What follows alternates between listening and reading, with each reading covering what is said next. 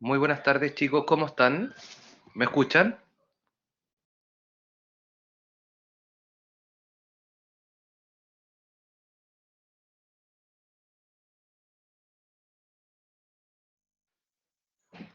Ya, perfecto. Espero que se encuentren muy bien. Me imagino que están súper, súper atareados esta semana por el tema de la prueba y todo. Eh, la clase de hoy, la clase de hoy es una clase sindrómica, es una clase sintetizada ya que son patologías muy misceláneas que afectan, ¿cierto?, al músculo esquelético principalmente. Entonces nosotros hemos ido por el orden del sistema nervioso central, después vimos algunas patologías, ¿cierto?, de la placa neuromuscular, y ahora vamos a ver algunas alteraciones que están presentes a nivel muscular, ¿ya? Acá yo tengo varias clases, que son la de miopatía, después viene osteoporosis, osteoartritis, artritis reumatoidea, ¿ya? Pero hoy, ¿cierto? A modo más relajado, ¿cierto? Vamos a ver solo miopatía, entonces lo más probable es que hoy día salgan más temprano, entonces así aprovechan también de estudiar, ¿ya? Después nosotros ahí ya nos vamos normalizando con lo que queda. ¿Tienen alguna duda? Dígame. Hasta el momento no lo sé, Francisco, yo solo envié mis preguntas. No sé nada respecto al formato de la prueba, ¿ya? Puedo averiguarlo, puedo averiguarlo. Pero como te digo, todavía no sé porque yo le envié las preguntas a Mónica y Mónica arma la prueba, todo, recorta algunas preguntas y todo para ajustarlo con Anatomo Pato. Entonces, apenas tenga información se las comunico. ¿Ya? Eso. No sé si ya tienen alguna otra pregunta. Vamos a comenzar entonces con estas miopatías. Las miopatías, ¿cierto? Vamos a hablar de algunas miopatías congénitas, que son todas estas alteraciones, ¿cierto?, que afectan al músculo esquelético y tienen manifestaciones, por ejemplo, como miastenia, debilidad muscular, que es una de las cosas más comunes que uno puede apreciar. Y también vamos a hablar de las distrofias y de las distrofinopatías, que son alteraciones en el acoplamiento contráctil, ¿cierto?, del músculo esquelético, que tiene que ver con todas estas proteínas como la distrofina, ¿ya? Estas patologías, ¿cierto?, la fisiopato, ¿cierto?, principalmente de tipo autoinmune, muchas de ellas, pero en lo que respecta a anatomopatología, ahí, ¿cierto?, hay mucho más información al respecto, ¿ya? Así que es como un resumen lo que vamos a hacer.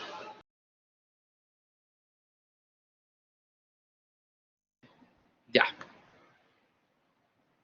Entonces, dentro de las alteraciones musculares, ¿cierto?, vale la pena mencionar inicialmente, y probablemente ustedes lo vieron en mecanismos de adaptación celular, lo que es la atrofia muscular, ¿ya?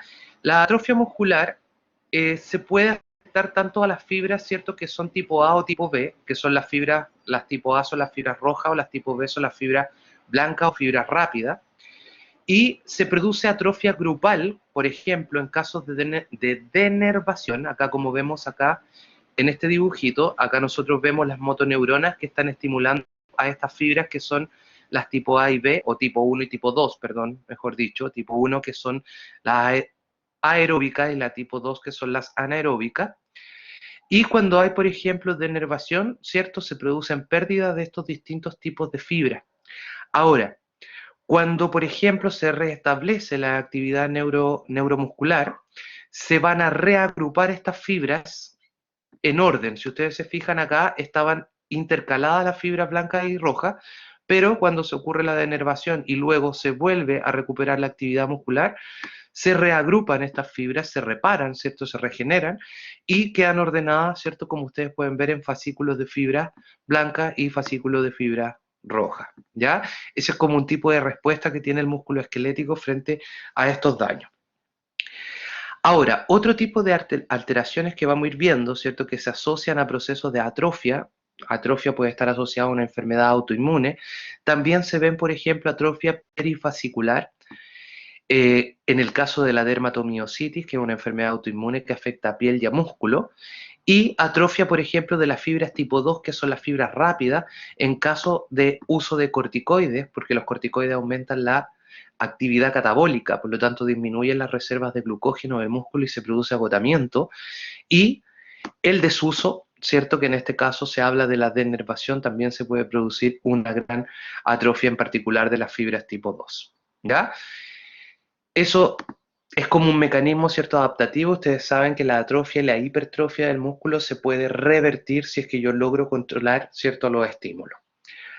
Ahora, ¿qué tipo de lesiones miopáticas existen? Por ejemplo, acá se puede producir daño en las miofibrillas, ¿cierto? Las miofibrillas que son parte del citoesqueleto o parte de la maquinaria contráctil, ¿cierto?, del músculo. Se puede ver degeneración y regeneración segmentaria, que era lo que yo les decía, que se reordenaban las fibras, ¿cierto?, cuando se reparan, y también procesos de miofagocitosis, ¿cierto?, en caso que la fibra muscular, ¿cierto?, se muera por procesos apoptóticos y en este caso, ¿cierto?, tiene que ser removida. En procesos crónicos inflamatorios que afectan al músculo, también se pueden ver otros tipos de alteraciones, como por ejemplo fibrosis del endomisio, ¿ya? Se pueden ver pérdida de fibrillas y cambio graso, ¿ya? La regeneración segmentaria puede revertirse. Es que en este caso, ¿cierto? Esa modificación te queda en forma permanente, Sofía. A menos que sigan otros estímulos y se vuelvan a atrofiar y va a tener nuevamente procesos regenerativos. Eso desde el punto de vista mecánico te puede afectar, por ejemplo, el rendimiento deportivo o te puede afectar también, el caso del rendimiento deportivo principalmente se asocia a las fibras tipo A. En fibras tipo B te puede afectar la fuerza, ya principalmente son músculos que tienen que ver con la fuerza, desde ese punto de vista podría afectarlo esa redistribución, ¿ya? Ahora, otro tipo de alteraciones, ¿cierto?, de tipo musculares son las hipertrofias, que ustedes probablemente lo estudiaron como mecanismo adaptativo, y también la presencia de inclusiones, ¿cierto?, que están dentro de las fibras en ataques inmunológicos, ¿cierto? Se han identificado ciertos tipos de inclusiones, como por ejemplo son detectados con tinciones como Gamora, de Gomori, perdón, eh, que estos ciertos son temas que maneja mucho más el doctor Tomás de Mayo. Como les decía, esta es una síntesis solamente, chiquillos, para que vean la tremenda cantidad de enfermedades que pueden afectar el músculo y muchas veces ustedes van a necesitar hacer diagnósticos diferenciales con enfermedades, por ejemplo, de la placa neuromuscular. Que la miastenia, por ejemplo, les produce debilidad y estas patologías también produce debilidad muscular, pero el problema está netamente en el músculo. ¿Ya? A eso se refiere un poquito el orden en que estamos haciendo estas clases. ¿Ya? Vamos a hablar primero, ¿cierto?, de miopatías inflamatorias, ¿ya? De las miopatías estas inflamatorias de tipo autoinmune. No son patologías de gran prevalencia, pero sí son patologías, ¿cierto?, que complican mucho la calidad de vida de los pacientes. De las de tipo primaria, ¿cierto?, de tipo genéticas autoinmune, ¿ya? Por generación de autoinmune, por una predisposición, ¿cierto?, a que nuestro sistema inmune se equivoque, va a generar anticuerpos en contra de estructuras musculares del endomicio, el perimicio, o también, ¿cierto?, en la piel, ya como es el caso, ¿cierto?, de la dermatomiositis. No sé si han escuchado algo de la dermatomiositis alguna vez, ¿no? Nunca han escuchado estas enfermedades. Ok, entonces esto van a tener algunas nociones, ¿ya? Estas son de las tres miopatías de origen autoinmune, ¿cierto?, que son más, digamos, de más prevalencia dentro del grupo, porque después hay unas que tienen unas prevalencias muy bajas, ¿ya? Son enfermedades, ¿cierto? Muchas de ellas causan mortalidad durante la vida intrauterina. Así que estas serían como las más comunes dentro de estas patologías, ¿cierto? Que no son tan comunes como la hipertensión, la diabetes o la miastenia gravis, por ejemplo. La dermatomiositis, la polimiositis y la miopatía con cuerpos de inclusión son las principales miopatías inflamatorias de origen autoinmune, ¿ya? Y dentro de esto, voy a ampliar un poquitito, acá por ejemplo la dermatomiositis es una lesión microvascular, se dañan particularmente los vasos sanguíneos asociados a músculo y piel, ¿ya? y se han asociado una serie de autoanticuerpos, ¿cierto?, que son capaces de unirse a estructuras determinadas y por su porción FC activan la cascada del complemento o producen infiltración de leucocitos, por ejemplo, de linfocitos B o células plasmáticas al lugar, ¿ya? Se ven procesos, por ejemplo, de regeneración y necrosis segmentaria asociada a las respuestas inflamatorias que causan la activación de este complemento, ¿ya? Dentro de las proteínas hay varios anticuerpos que se han descrito. Los que tienen mayor especificidad para el diagnóstico de esta enfermedad son, por ejemplo, anticuerpos antielicasas, que tienen que ver con la actividad de transcripción de DNA, que esta antielicasa produce lesiones, ¿cierto?, en vasos sanguíneos o pequeños vasos sanguíneos asociados al músculo y piel, generando, por ejemplo, las pápulas de Gotrón, que son las que ustedes ven acá, este tipo de lesiones, acá, las pápulas de Gotrón que aparecen en las articulaciones, por ejemplo, de las manos, y el exantema en heliotropo que ustedes lo ven acá, que es alrededor del ojo. ¿Ya? Esos son como signos característicos asociados a alteraciones musculares, ¿ya? Como por ejemplo la debilidad muscular. Ahora, otro tipo de anticuerpos que se han detectado en esta patología son los anticuerpos anti-Jo1, que es una histidilo RNA sintetasa, y aparte de la debilidad muscular, el paciente presenta alteraciones respiratorias con neumopatía, alteraciones articulares y exantemas cutáneos en las manos. ¿Ya? Esas son como alteraciones, pero siempre, recuerden, también afecta al músculo y es una lesión de la microvasculatura. Acá hay otras proteínas también que son, como la P155, 140, que son proteínas, ¿cierto?, que muchas veces están asociadas a las membranas nucleares, ¿ya? Y regulan factores de transcripción. Y acá, por ejemplo, se ha visto la dermatomiositis en casos de dermatomiositis presente en pacientes con cáncer, que se definen como un síndrome paraneoplásico. Yo les dije que los síndromes paraneoplásicos se generaban muchos tipos de anticuerpos en contra de estructura, y también en algunos tipos de dermatomiositis juvenil, ¿ya? ¿Cuál es lo importante acá? Que se produce, ¿cierto?, un daño, ¿cierto?, en el músculo, asociado, ¿cierto?, a esta inflamación de los vasos sanguíneos, y se produce, por ejemplo, miastenia, y una característica importante es que es una miastenia proximal, ¿ya? En los músculos que están cercanos, por ejemplo, a la cintura escapular o a la cintura pélvica, ¿ya? Además, se presentan lesiones cutáneas, telangiectasias, por ejemplo, las lesiones, ¿cierto?, en párpados, también está presente el heliotropo, el exantema en heliotropo, las pápulas de Gotrón, ¿ya? Ahora, se ha visto que además se reduce la capacidad muscular y hay indicios plasmáticos de aumento de la CCK, que es la creatinquinasa, que es una enzima de la membrana del músculo esquelético. Entonces, es un indicativo de que también hay necrosis muscular, o sea, también se daña la fibra muscular propiamente tal, aunque esté afectando esta enfermedad autoinmune, ¿cierto?, a los pequeños vasos sanguíneos que nutren, ¿cierto?, a estos tejidos, ¿ya?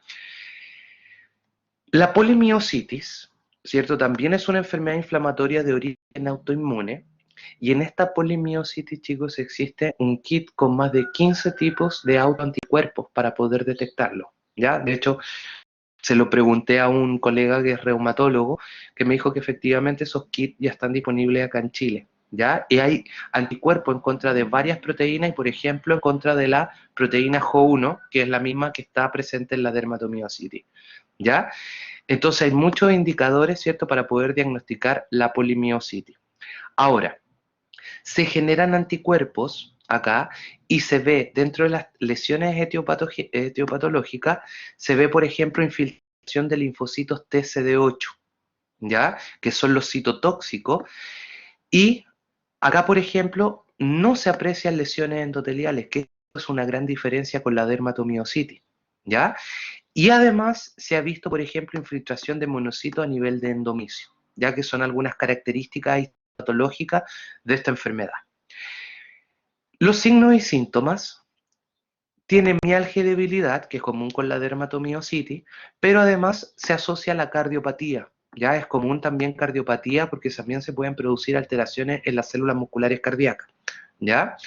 Hay neumopatías Y como les decía, se hacen pruebas de detección de anticuerpos, ¿ya? Y cada vez se van descubriendo más anticuerpos, por lo tanto los kits van agregando, ¿cierto? Más tipos de anticuerpos para el diagnóstico.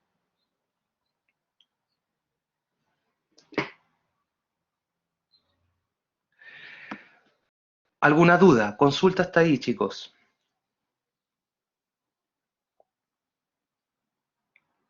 También se aprecia degeneración, regeneración y atrofia de las fibras. Ahora, esta es un tercer tipo bastante más común dentro de este grupo de patologías miopáticas, que es la miopatía por cuerpos de inclusión.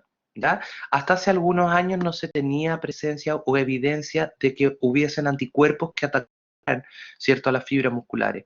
Pero en los últimos años, por ejemplo, se descubrió que hay anticuerpos que se llaman anti-CNA1, ¿ya? Es una nucleotidasa citoplasmática 1A, ¿ya? Eso significa CN1A, nucleotidasa citoplasmática. Ahora, esta nucleotidasa citoplasmática, ¿cierto?, va a ser atacada por estos autoanticuerpos y esto va a generar, por ejemplo, infiltración de linfocitos TCD8, similar a como lo vimos en la patología anterior, y se ha visto que los linfocitos, por ejemplo, tienen una sobreexpresión anormal del complejo mayor de histocompatibilidad. Estas son como algunas alteraciones bioquímicas presentes, ¿cierto?, en la enfermedad. Se caracteriza también por fibrosis endomesial, ¿ya? Las miofibrillas, ¿cierto?, pueden tener aspecto normal o puede haber degeneración, regeneración o cambios grasos, ¿ya? Pero acá, por ejemplo, la presencia del anticuerpo tiene un 70% de especificidad para el diagnóstico de la enfermedad, ¿ya? De estas enfermedades cada vez se sabe más y de hecho ahora como hay un boom de reumatología, hay más becados de reumatología porque se están dedicando a esta área, ¿ya? Entonces hay un gran crecimiento de a poco, ¿cierto?, en la distinción de los tipos de anticuerpos, los mecanismos fisiopatológicos, ¿cierto?, que se producen. Esta patología se caracteriza por afectar principalmente al cuádriceps y la región distal de la extremidad superior, ¿ya? Eso como principal. Si la enfermedad avanza y progresa más, se puede producir disfagia y también se detecta elevación de la creatinquinasa, que es evidencia de daño, ¿cierto?, en la membrana de estas fibras musculares, ¿ya? Dentro de la histopatología se encuentran vacuolas festoneadas, amiloides, que son proteínas, ¿cierto?, que son insolubles, y ubiquitina al interior de las fibras musculares, ¿ya? Por eso se llama de cuerpos de inclusión. ¿Cuál es el tratamiento para todas estas patologías autoinmunes? El tratamiento más común son los corticosteroides, ¿ya? Los corticoides como el tratamiento más común para todo este tipo de lesiones. Ojo, que los corticoides también generan alteraciones musculares, después les voy a explicar por qué. Y inmunomoduladores, por supuesto, para disminuir la cantidad de anticuerpos, como la azatioprina, el metotrexato, ¿cierto?, que son fármacos que normalmente inhiben la división celular, la ciclofosfamida también, estos son tratamientos antitumorales también, ¿ya? La ciclosporina, el rituximab, que es un inmunomodulador, y el tratamiento con inmunoglobulinas, que yo les decía que la inmunoglobulina lo que hacen aparentemente es neutralizar el efecto de los autoanticuerpos, ¿ya? Por eso es que en muchas enfermedades autoinmunes se administra inmunoglobulina G, ¿ya? Si tienen dudas, chicos, me interrumpen nomás, ¿ya? Me interrumpen o preguntan. Existe otro grupo, ¿cierto?, que son las miopatías, pero son de tipo tóxicas, ¿ya? No son autoinmunes como las anteriores. Las anteriores son las más comunes autoinmunes, ¿ya? Tóxicas se producen alteraciones musculares como miastenia, debilidad, ¿cierto?, muscular. Por ejemplo, en las estatinas. Yo creo que esta es una de las más que más conocen ustedes. Las estatinas producen rhabdomiolisis y se debe a la disminución del colesterol en las membranas biológicas, ¿ya? Es una reacción bastante común y grave de la estatina.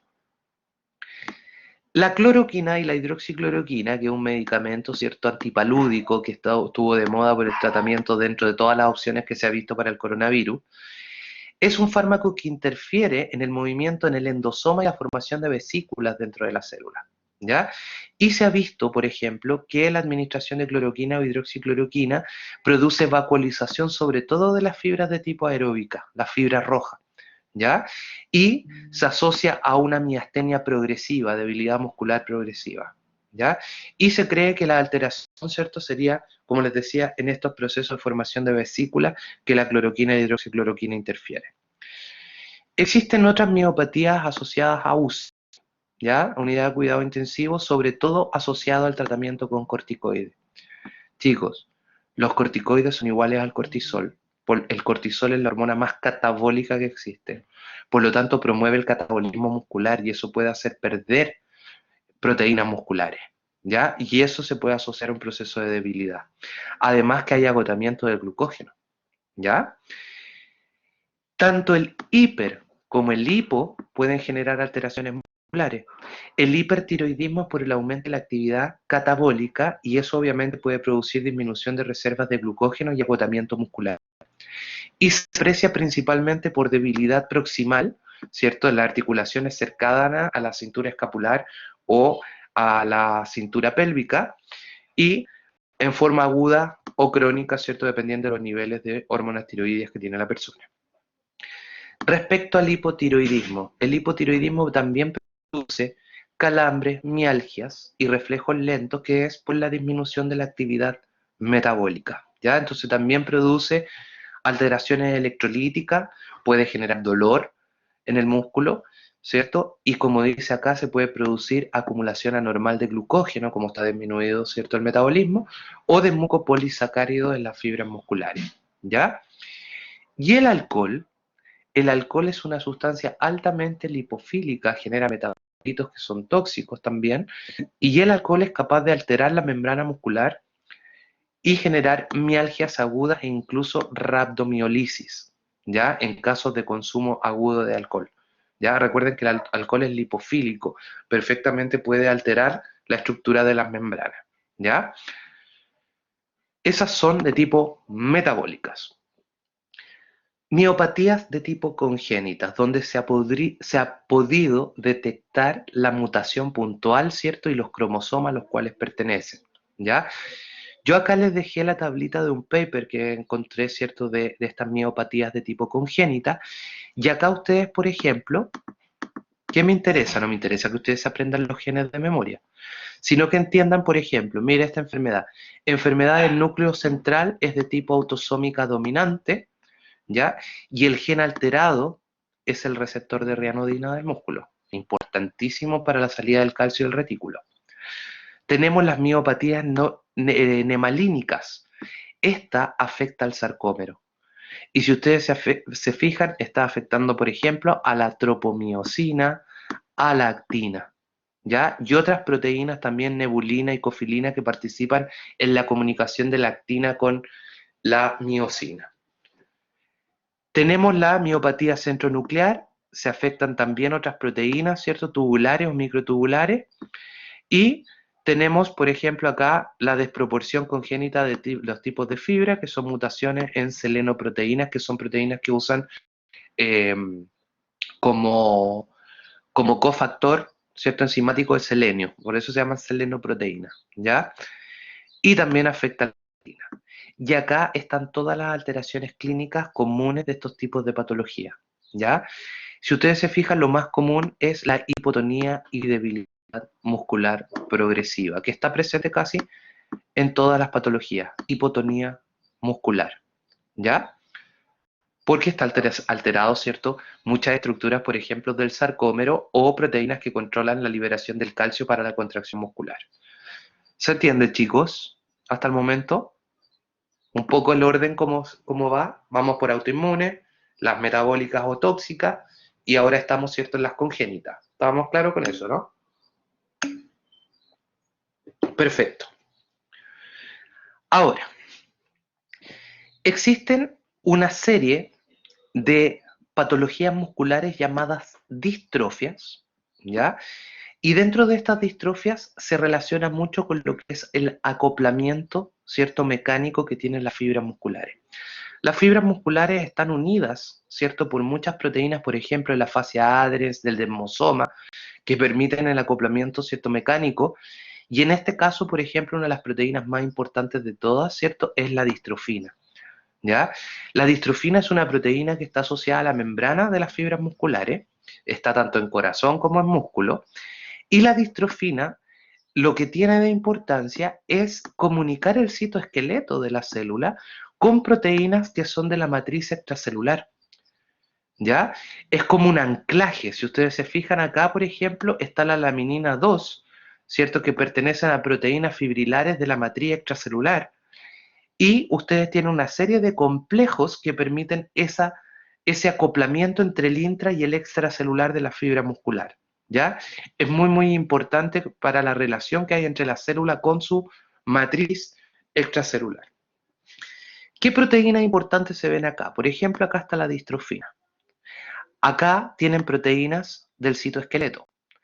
Acá ustedes tienen, por ejemplo, la N-NOS, incluso está vinculada de alguna u otra forma con la distrofina, que es la productora, ¿cierto? Perdón, acá dice como ejemplo la N-NOS, pero es una óxido nítrico sintasa, ¿ya? Y acá tienen, por ejemplo, sarcoglucanos y distroglucanos que van a permitir la unión, ¿cierto? O la comunicación entre proteínas del citoesqueleto con proteínas de la matriz extracelular. Estos chiquillos les permiten un acoplamiento mecánico y que las fibras musculares se contraigan en forma coordinada, ¿ya? Y obviamente también puede afectar la función contráctil del músculo. Ahora, todas las patologías que les voy a mencionar son patologías congénitas, ¿ya? Que son patologías que afectan a una de estas proteínas en particular, y eso altera el acoplamiento mecánico de las fibras musculares, ¿ya? O su comunicación con la matriz extracelular. Entonces, acá, por ejemplo, tipos de patología que probablemente algunos de ustedes hayan escuchado. Por ejemplo, acá tenemos defectos de la matriz extracelular. Los defectos de la matriz extracelular nos enfocamos en todo lo que está fuera de la célula. Y tenemos, por ejemplo, la distrofia de Ullrich. La distrofia de Ullrich es una mutación de la subunidad alfa del colágeno tipo 6, ¿ya? Que es una proteína de la matriz extracelular, ¿ya? ¿Y qué es lo que se aprecia como signos clínicos? Hipotonía. Se fijan que se repiten y la signología es muy, muy común. Por eso es muy importante poder hacer los diagnósticos diferenciales en estos tipos de patología. Se puede ver contracturas proximales, de músculos proximales y la hiperlaxitud distal, ¿ya? Esa es la distrofia de Ullrich, acuérdense, son mutaciones del colágeno tipo 6 que está presente en la matriz extracelular. También, otra mutación de la matriz extracelular es la mutación o la deficiencia de la merosina. La merosina, ¿cierto?, es parte de la estructura de la laminina 2, por ejemplo, que es un constituyente importante de la matriz extracelular, ¿ya? Por lo tanto, también se arruina el acoplamiento de la célula con la matriz extracelular, ¿ya? De la merosina. Ahora, defectos en receptores de la matriz, ¿ya? Que son estos distroglucanos, ¿cierto? O sarcoglucanos que permiten, ¿cierto?, la comunicación entre estas proteínas extracelulares y las intracelulares. Y, por ejemplo, tienen, dentro de estos defectos, es la oglicosilación, que es una modificación posttraduccional que sufre el alfa-distroglucano. Entonces, ¿cuál estaría acá afectado? Estaría afectado el distroglucano, en este caso, que son estas que están acá, el alfa y beta distroglucano. Acá no habría alfa, ¿ya? No habría alfa, por lo tanto no hay una comunicación del músculo, se corta la comunicación del músculo con la matriz extracelular, ¿ya?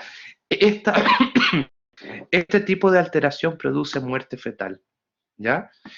Se cree también que el defecto, esta modificación o alteración en la función posttraduccional del alfa-distroglucano, también se asocia a alteraciones en el desarrollo neuronal, ya también es importante en las neuronas, y en el desarrollo del ojo, ¿ya? Y esta se define como una distrofia comúnmente de la cintura articular, o sea, afecta a los músculos, ¿cierto?, que están asociados a la pelvis, ¿ya? Se fija en la gran cantidad y cómo cada día va saliendo nueva información respecto a estos tipos de patología. Obviamente el diagnóstico, ¿cierto?, es bastante complejo, ¿ya? Em, Distrofias musculares hereditarias, y a estas distrofias distrofias hereditarias que están asociadas al cromosoma X normalmente afectan a esta importante proteína llamada distrofina, que acá la volví a poner, ¿ya? Se cree que la alteración de la distrofina, la mutación o la falta de esta distrofina, va a producir o favorecer la sobrecarga de calcio, que entre mucho calcio a las fibras musculares, induciendo muerte celular, ¿ya? Y también alteraciones en la estructura de la membrana, ¿ya? Esta deficiencia. Y acá existen dos patologías, una que es más grave que la otra, por ejemplo, la distrofia de Duchenne. ¿Han escuchado alguna vez de esta, chicos? O de Duchenne. Esa es como más conocida, ¿cierto? Esta distrofia de Duchenne es la delesión que no hay o la mutación por desplazamiento en el marco de lectura de la distrofina, ¿ya? Esta no está o es una distrofina totalmente aberrante funcional. Estuve informándome al respecto y decía aproximadamente que la expectativa de vida de las personas con distrofia de Duchenne es alrededor de 30 años y comienza desde la infancia con una debilidad progresiva, ¿ya? La distrofia de Becker. La distrofia de Becker se produce distrofina, pero es una distrofina que es más cortita de lo normal. Por lo tanto, cumple un cierto grado de función en el acoplamiento, ¿cierto? Mecánico del músculo, y la relación, ¿cierto?, que tiene con la matriz extracelular, ¿ya? Y es menos severa y menos progresiva, no progresa tan rápido como la enfermedad de Duchenne. Pero la de Duchenne y Becker se asocian, ¿cierto?, al déficit de distrofina.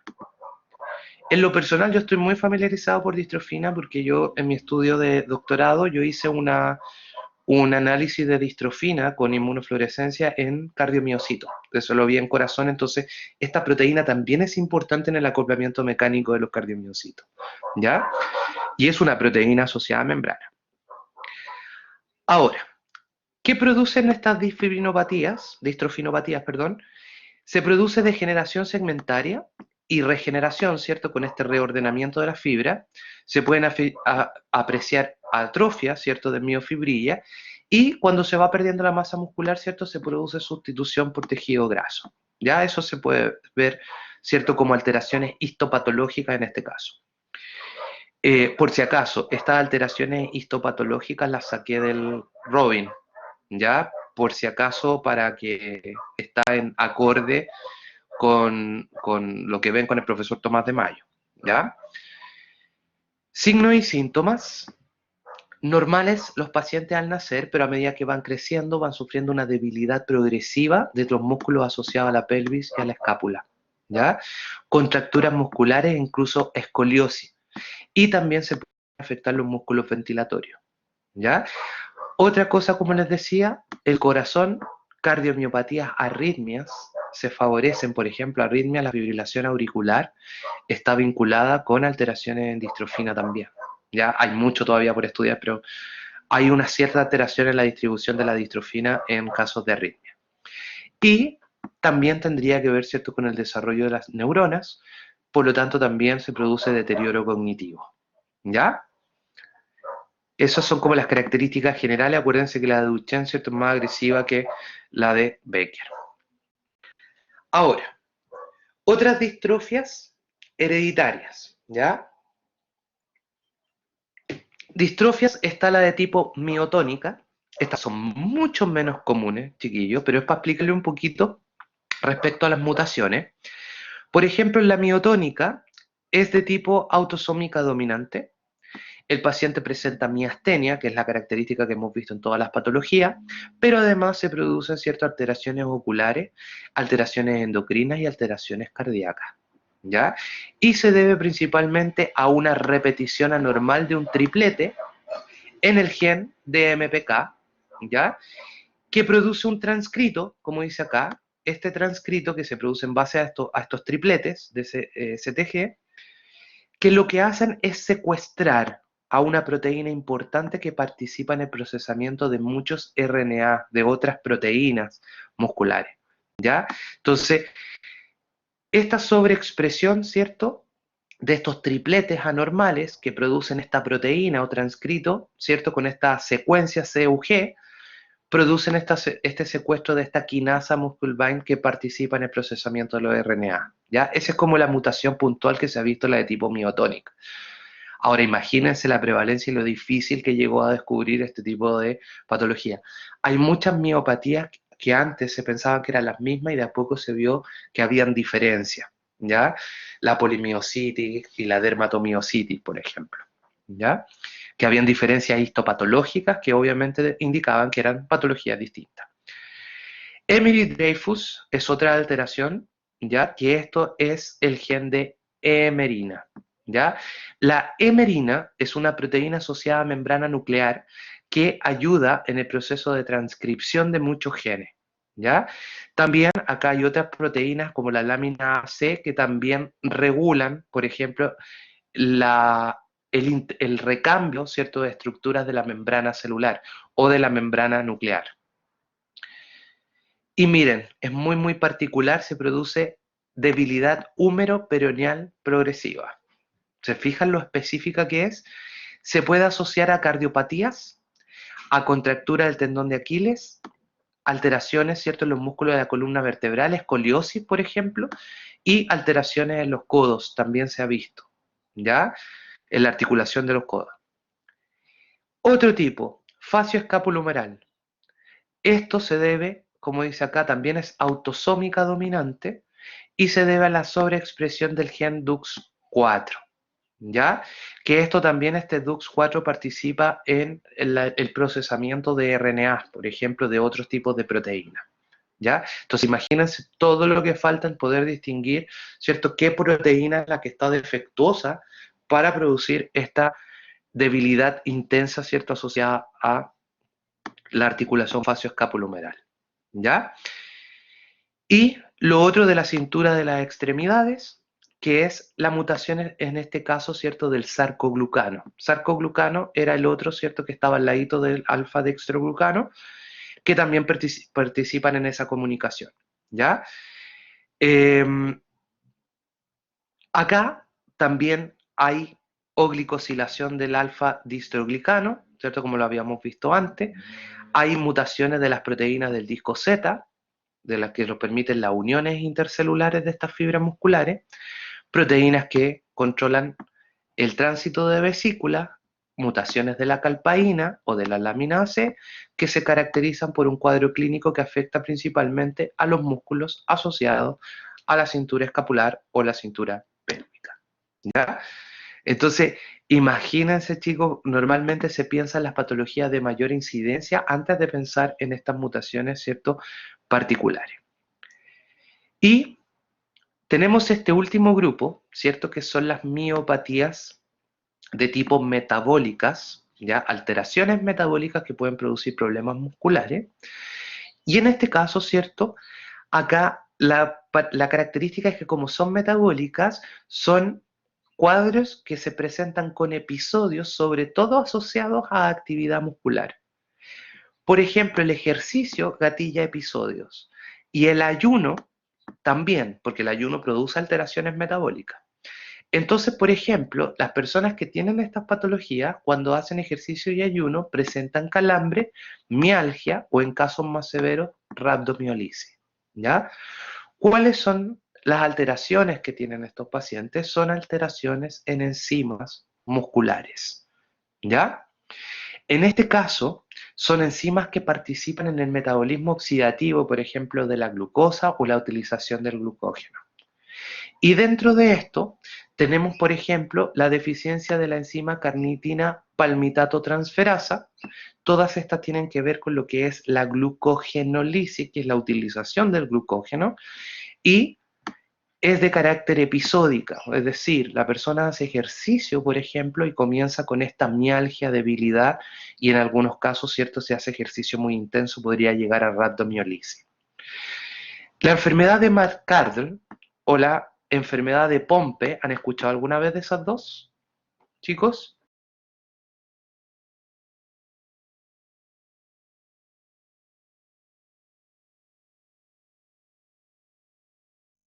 En este caso, por ejemplo, la enfermedad de Pompe afecta principalmente al lactante. La otra afecta a personas adultas, la enfermedad de McCarden, en personas de mayor edad. Ahora, las dos son glucogenosis, que es una acumulación anormal de glucógeno dentro de las fibras musculares.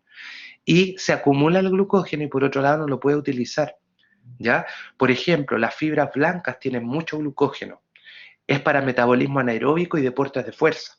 Ahora, como se producen mutaciones en las enzimas que normalmente degradan el glucógeno para utilizar la glucosa, como por ejemplo las miofosforilasas o la maltasa ácida, que es conocida también como alfa-1,4-glucosidasa, hay deficiencia de estas enzimas, por lo tanto se produce una acumulación anormal de glucógeno dentro de vacuolas, o sea, perdón, no dentro de vacuolas, dentro del lisosoma, ya se acumula mucho glucógeno y eso genera debilidad muscular porque en el fondo no lo puedo utilizar, pero también genera alteraciones estructurales, ¿ya?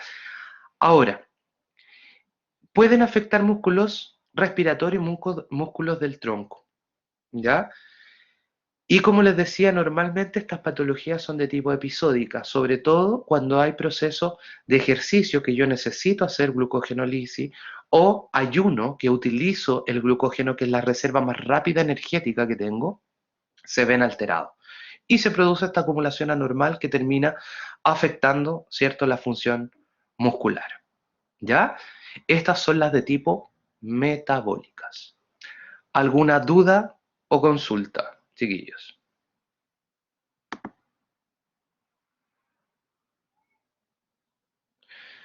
Ya, ya. Parece que me adelanté mucho. No, no, pero era cortita la clase. Chicos, osteoporosis es cortita. ¿Les parece que continuamos hasta las 3:30 y terminamos a las 3:30? Por hoy, solo por hoy.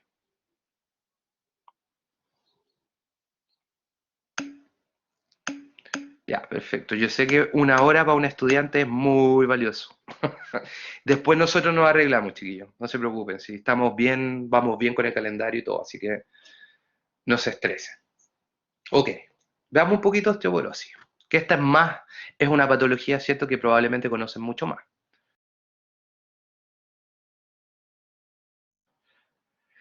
Ya, la osteoporosis es una enfermedad sistémica. ¿Ya? Las enfermedades anteriores que mencionamos también se consideran enfermedades sistémicas porque atacan todos los músculos del cuerpo. Esta es una enfermedad que afecta a todos los huesos del cuerpo. ¿Ya? La osteoporosis, ¿cierto?, se relaciona mucho con las alteraciones del equilibrio calcio-fósforo. Por eso ustedes con renal ya están familiarizados con algunos mecanismos, ¿cierto?, del equilibrio calcio-fósforo. Fíjense acá, aprovecho mostrarle al tiro, miren cómo queda, por ejemplo, el hueso trabecular. Se fijan que nosotros tenemos dos tipos de hueso, el hueso compacto, ¿cierto?, que es mucho más resistente por la parte externa, y en el interior está el hueso esponjoso. Y el hueso esponjoso, ¿cierto?, es el que aloja la médula ósea roja. Ahora, fíjense en una matriz ósea de un paciente con osteoporosis, parece un panal de abeja. Hay un adelgazamiento de las trabéculas, de los huesos. Y eso, obviamente, si ustedes lo exponen a presión, a fuerzas mecánicas, por supuesto que se pueden generar fracturas. ¿Ya? Entonces, ¿qué es la osteoporosis? La osteoporosis es una enfermedad esquelética y sistémica que se caracteriza por una reducción de la masa ósea, ¿ya? Y un deterioro de la microarquitectura. Ahora, se caracteriza por fracturas, podríamos decir espontáneas, ¿cierto? Normalmente de las vértebras en la columna, en la cadera, a nivel de la cadera, y en las muñecas, ¿ya? Esto, esto de acá, ¿cierto? Se ve común y se habla de fracturas espontáneas porque obviamente con fuerzas normales las personas desarrollan este tipo de fractura, ¿ya? Ahora, hablemos un poquito del metabolismo en el hueso, ¿ya? La remodelación ósea, nosotros, por ejemplo, tenemos una tasa de renovación de la matriz ósea de un 10% de todos los huesos, que consiste aproximadamente en un 30% del hueso trabecular y 3 a 4% del hueso cortical. Nosotros siempre estamos, nuestra matriz ósea siempre está trabajando, es dinámica, ¿ya? Y acá existe lo que se llaman las unidades de remodelación ósea. ¿Qué es una unidad de remodelación ósea? Ustedes acá ven una matriz ósea impecable, ¿ya? Pero esta matriz ósea fue estimulada la resorción ósea. Para la resorción ósea trabaja una célula llamada osteoclasto, con C. El osteoclasto lo que hace es empezar a degradar la matriz, ¿ya? Empieza a formar piscinas dentro del hueso, ¿ya? Y luego aparecen los osteoblastos, con B larga, que son los que van a empezar a producir matriz y a rellenar nuevamente, ¿cierto? Esa piscina o ese espacio que queda libre de matriz ósea, ¿ya? Acá existe lo que se llama una asimetría temporal. ¿Qué significa esto, chiquillos? Que el osteoblasto se demora meses en construir una piscina de matriz ósea. En cambio, el osteoclasto, en degradarlo, lo hace en días. ¿Qué significa esto? Que cualquier factor, por ejemplo, que me disminuya la actividad de un osteoblasto va a tener una fuerte repercusión en la osificación, porque los osteoclastos van a ser de la suya, ¿ya? A eso se refiere con la asimetría temporal, ¿ya? En este proceso, ¿cierto? El osteoclasto es más rápido que el osteoblasto. Por ejemplo, el estrés oxidativo se sabe que reduce la actividad de los osteoblastos. Por eso se favorece la osteoporosis porque aumenta la actividad del osteoclasto, ¿ya? El recambio o turnover óseo se debe principalmente a ese recambio del 10% que yo le decía anual de toda nuestra matriz, ya que se cambia tanto el hueso trabecular como el hueso cortical. ¿Dudas, consultas hasta ahí, chicos?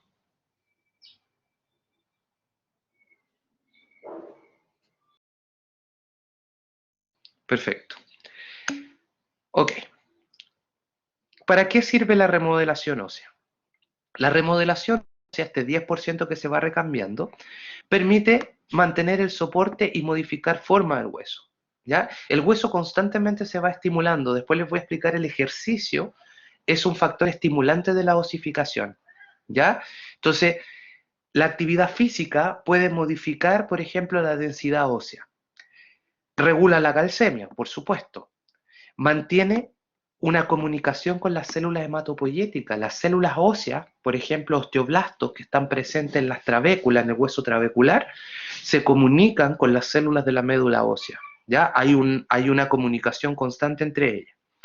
Y lo otro, cierto, es la homeostasis y el equilibrio ácido-base, porque sabemos que el hueso es una fuente de fosfato, ya que un fosfato, cierto, es un factor que es buffer, por lo tanto, del tamponamiento óseo. Ahora, la unidad de remodelación ósea, como les decía, yo voy a tener un osteoclasto que va a ser estimulado. El osteoclasto se va a unir a la matriz extracelular, crea puentes, ¿cierto? Uniones, y comienza a producir enzimas sobre la matriz que van degradando la matriz, ¿ya? La van degradando y va formando esta piscina que yo les decía que se demoran días en formarla, y el osteoblasto es el que se demora mucho en reconstruirla. Ahora, ¿qué tipo de sustancias? El osteoclasto es una célula de origen hematopoyético. El osteoclasto se origina en la médula ósea roja y coloniza, ¿cierto?, el hueso.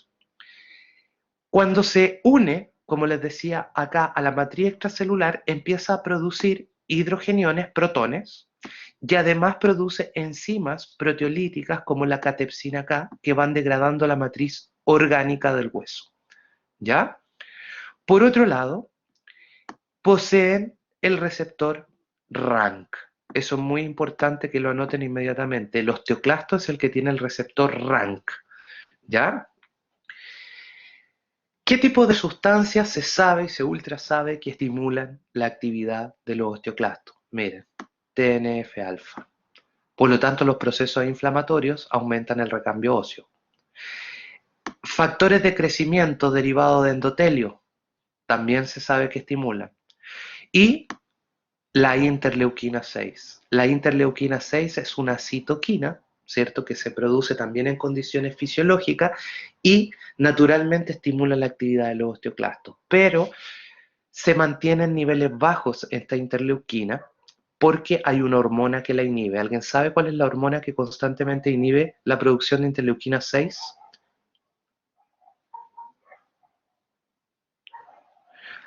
¿Conocen de alguna hormona sexual importante relacionada con la osteoporosis?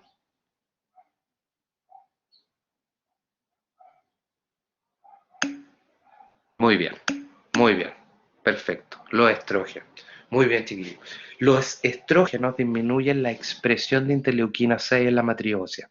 Por lo tanto, disminuye la actividad osteoclástica. Por eso, en la menopausia, cuando los estrógenos caen al suelo, la interleuquina 6 comienza a aumentar y naturalmente aumenta la actividad de los osteoclastos, que como son beneficiados por su velocidad de trabajo, obviamente le ganan a los osteoblastos y comienza el proceso de descalcificación.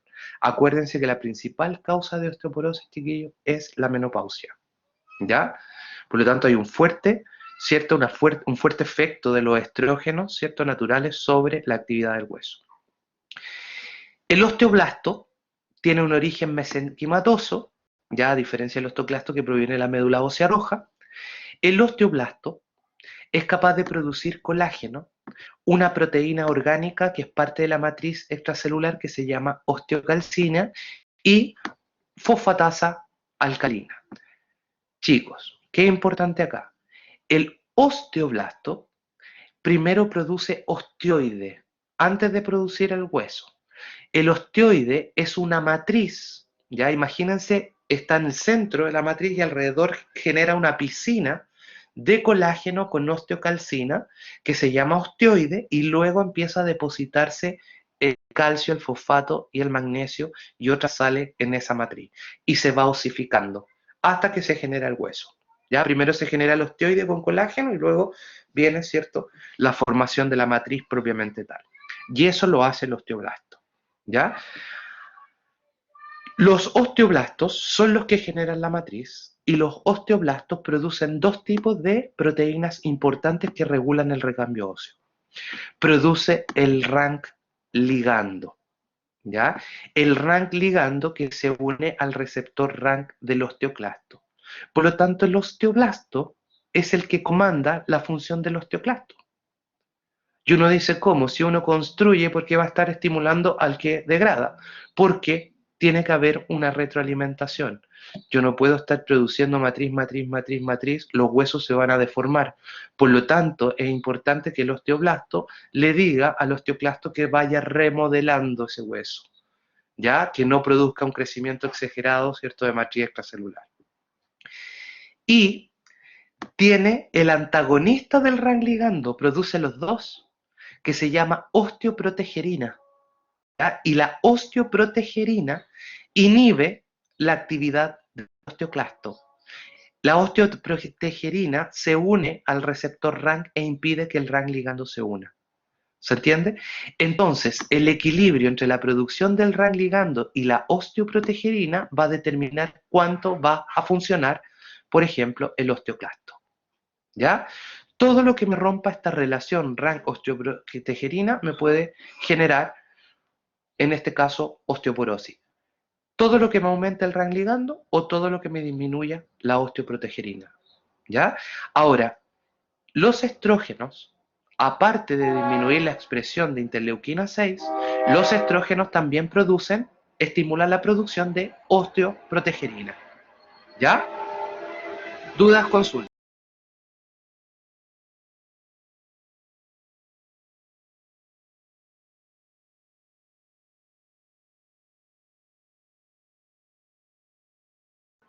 Perfecto. Esperemos un poquitito, chicos.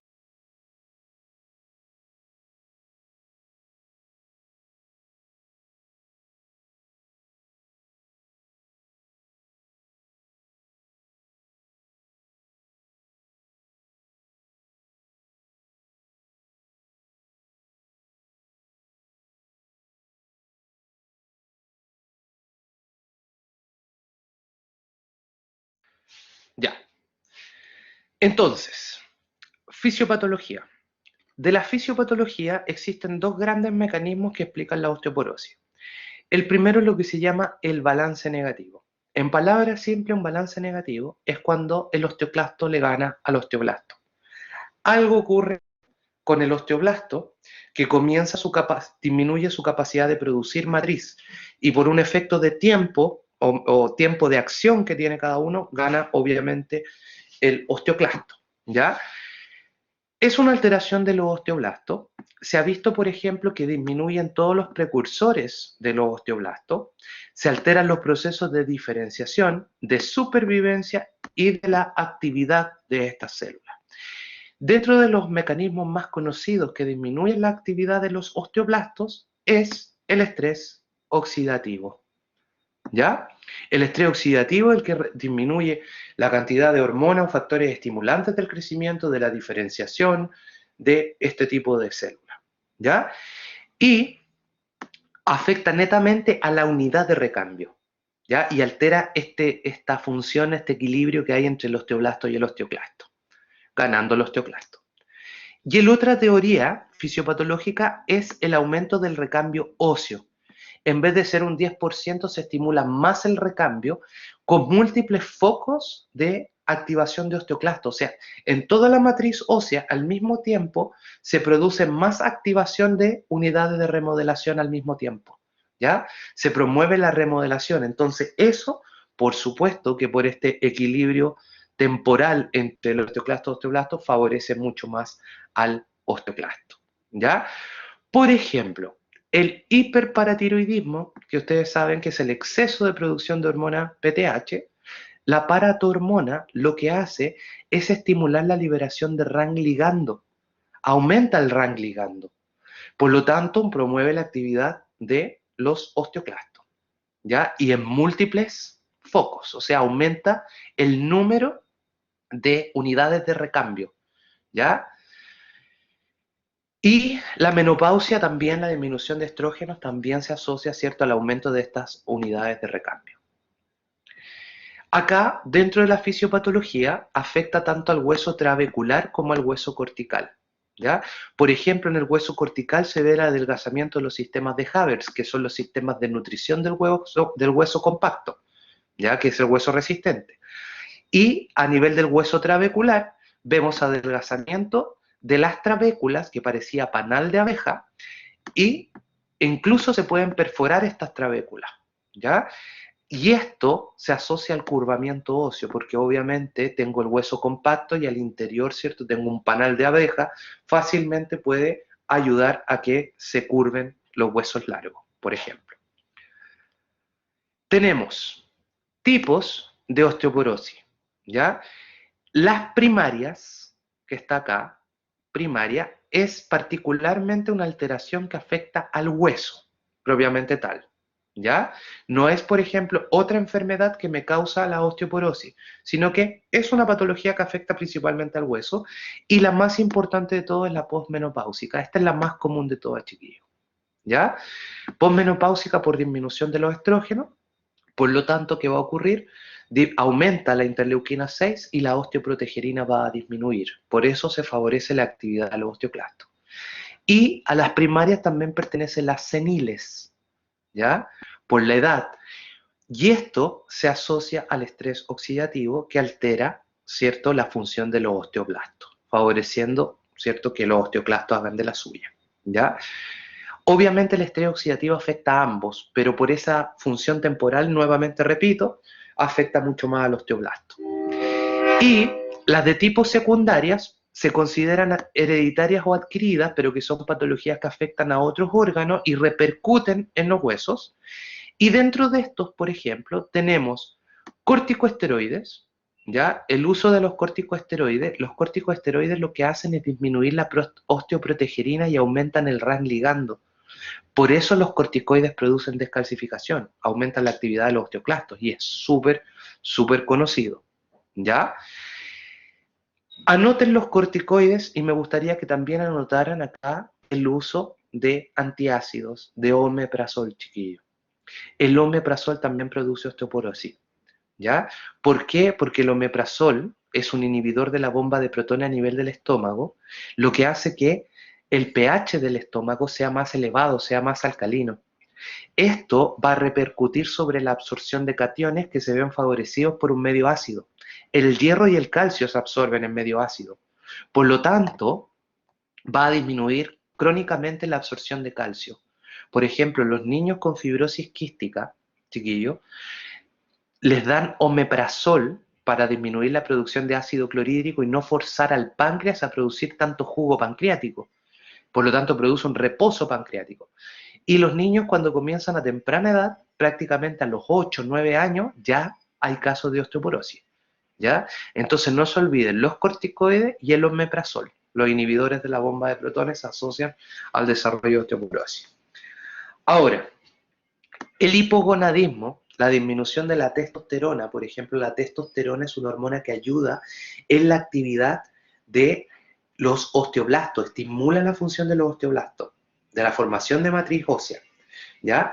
Cuando hay hipogonadismo, también va a disminuir la producción de matriz ósea. ¿Ya?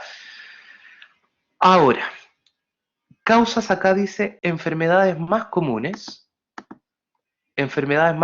que causan osteoporosis secundaria. ¿Cuál me interesa que ustedes se aprendan por ahora? Insuficiencia renal o enfermedad renal crónica. Ustedes saben que el paciente tiene hipoglucemia e hiperfosfatemia. Se vuelve loca la paratormona removiendo matriz ósea, ¿ya? Hiperparatiroidismo primario.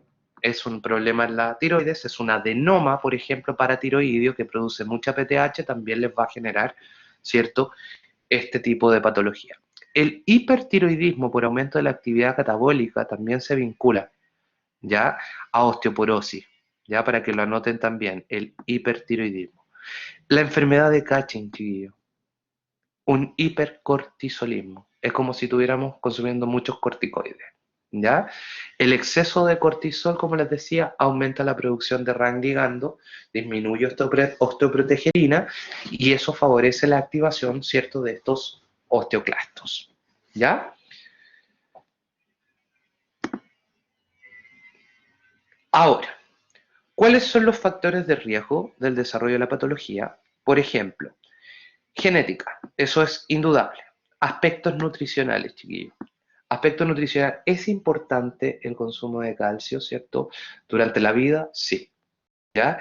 Acá, ¿qué es lo importante? Cuando nosotros llegamos aproximadamente a los 30, 40 años, acá se produce este deterioro de la actividad de osteoblastos y se favorece la actividad de osteoclasto. Por lo tanto, nosotros 30, 40 años comienzan los procesos de descalcificación. ¿Ya?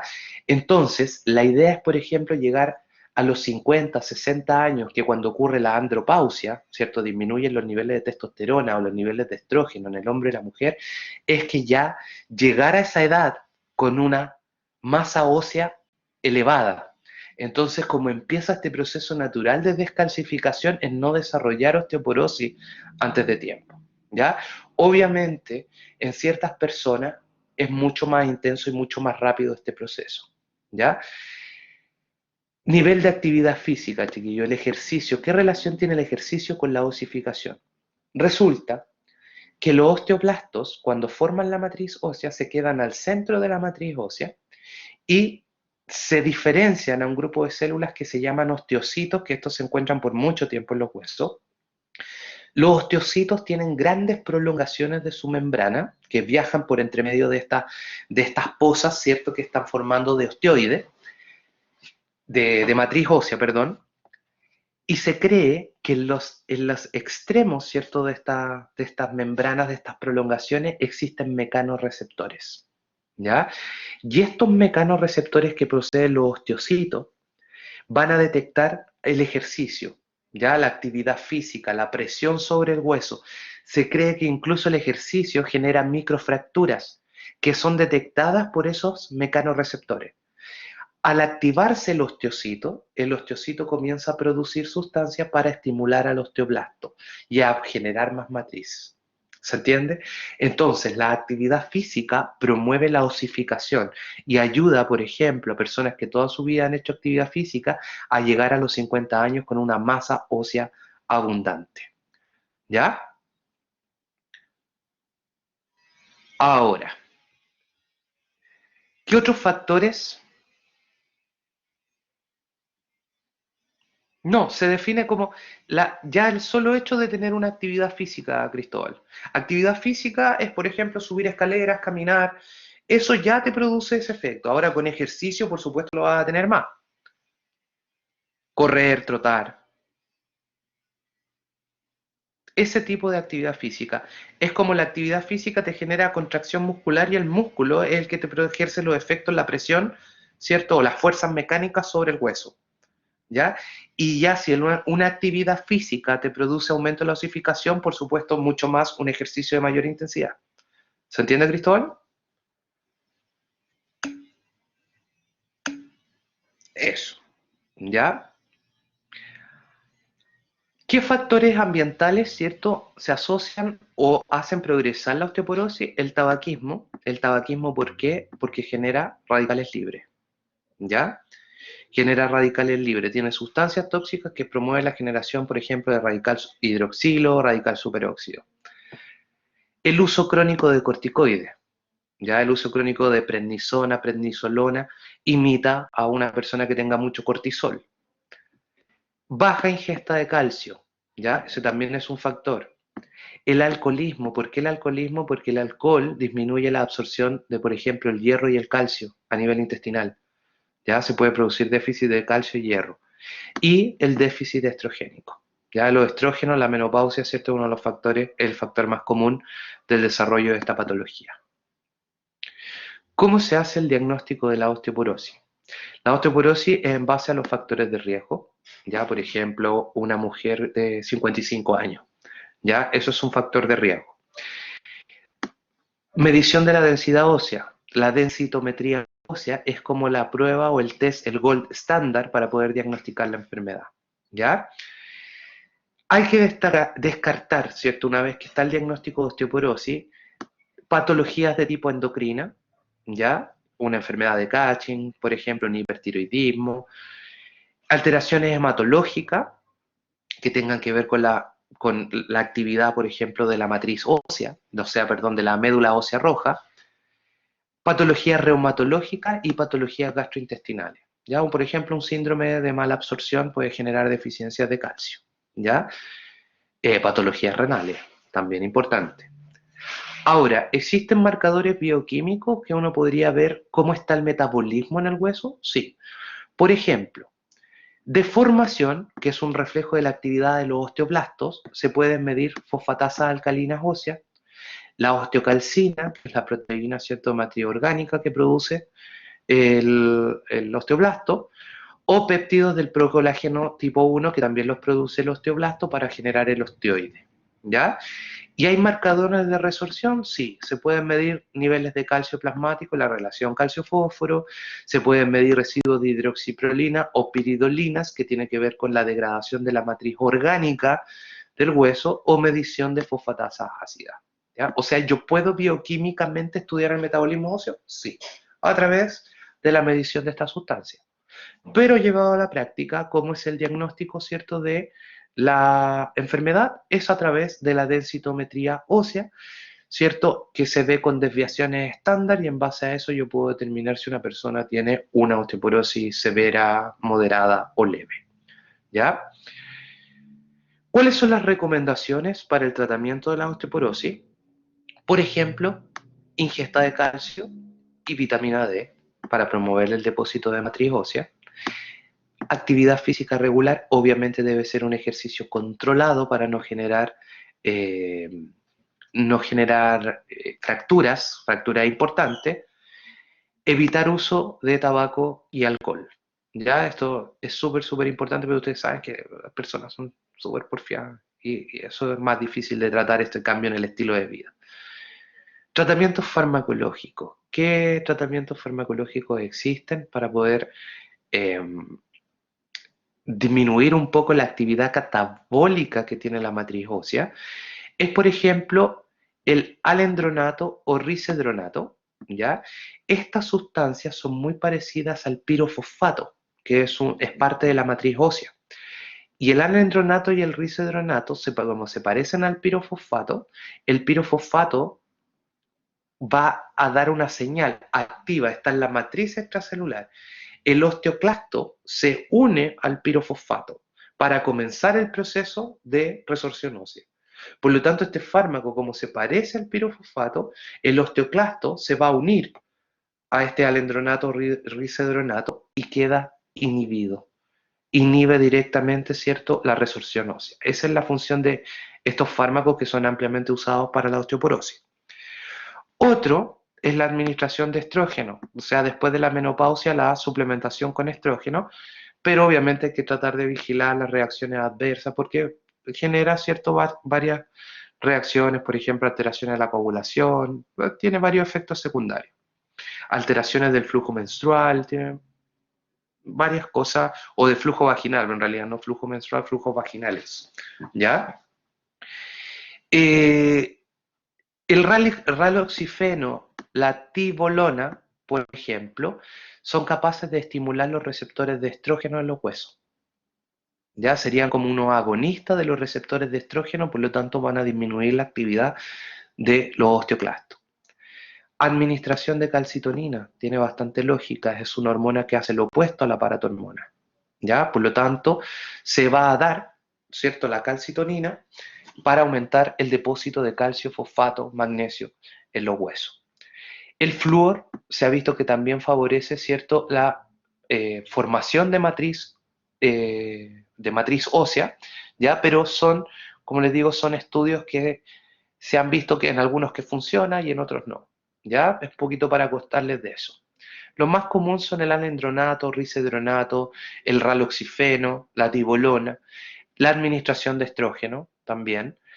Ahora, miren acá, esto es solo para comentárselo, también se hace el tratamiento con paratormona. La paratormona, y uno dice, pero ¿cómo? La, voy a aumentar la actividad osteoclasto. Lo que pasa es que la paratormona, por mecanismos que aún no están bien descritos, si la paratormona yo la aplico en cantidades, en pequeñas cantidades intermitentes, tienen un efecto anabólico sobre el hueso. Pero si yo administro en forma constante la hormona y en grandes cantidades, yo promuevo el catabolismo óseo.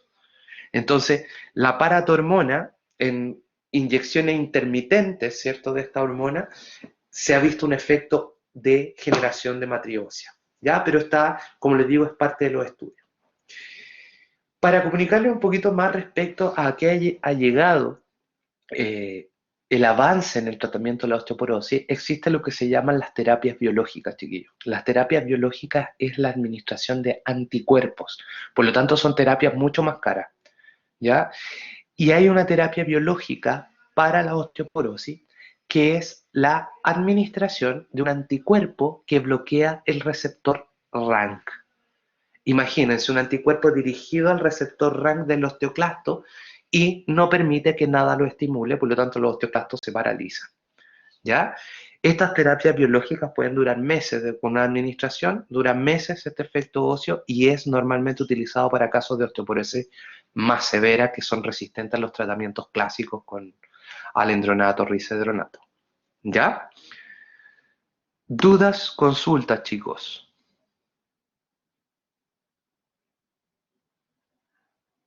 ¿Ninguna? Ya, ahora vamos a ver Ah, no, broma. Ya, chicos, veo que están muy ocupados. Estaba aprovechando ya que como que están ahí, pero no sé, me imagino distraídos, a aprovechar de meterle más materia. No, estoy bromeando, chicos. Ya. Bueno, ustedes saben que cualquier cosa, si surgen dudas después, ya, si surgen dudas me pueden decir. Ya, lo dejamos hasta acá nomás, por hoy nomás, para que salga más temprano y todo.